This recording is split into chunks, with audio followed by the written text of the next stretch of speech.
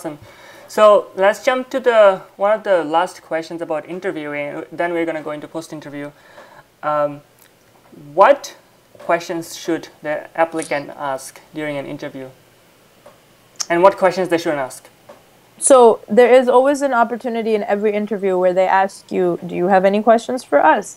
And I think a lot of people take notes throughout their interview, and I don't know if that's advisable.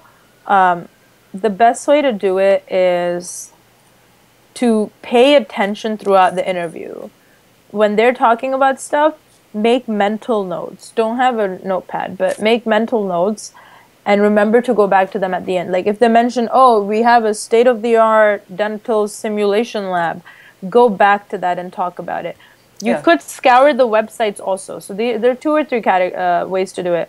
Look at the website, see if anything jumps out at you. Like, for example, Penn has a global health externship program that they're very proud of.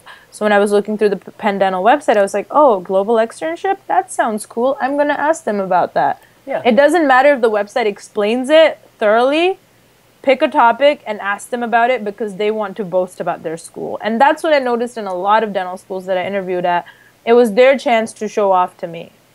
Yeah, that is very true. Like, for example, at UCSF, they would tell me that, you know, we have the state-of-the-art DenSim lab. And I'm like, yeah, it's really nice. Like, when was it built? And, you know, like, how was that, and how did that happen? Something like that. Or something that you don't find online. You can always bring it to, like, them to ask. Let's say you know about the DenSim lab, but you don't know much about it. So ask them questions about it, you know? Exactly. So my rule of thumb is if something is not in their website, that would be a good question. But if something is in their website and you ask it, that's a terrible question because you should already know it before you go into the interview. See, I disagree with that because you'd be surprised by how many people don't know their own websites. How many schools, they haven't looked through their website. So if something's on the website, like the Penn Global Externship Program is explained very well on the website. But if you ask someone about it, they'll go on and on because that's what Penn is proud of. You know that, for example, Pittsburgh and Penn are big research schools. Right. So there's always these stock questions that you can ask them. Like, oh, how is this in terms of research? Howard is a big community service school. So just figure out what's important to that school's philosophy and ask them one question about that. In fact, you can actually go in and ask, so what is the philosophy of this school? What do you view as the most important thing? Or what is a point of pride for Penn, for example?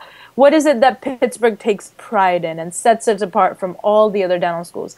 This is you giving them an opportunity to sell to you. You're not coming off as arrogant. You're coming off as genuinely interested, but suddenly the roles have reversed, the power dynamic has shifted, and suddenly they're trying to sell you their school. They want you as an interviewer. They want to give you a reason to come. So you can always do that switcheroo. That's awesome.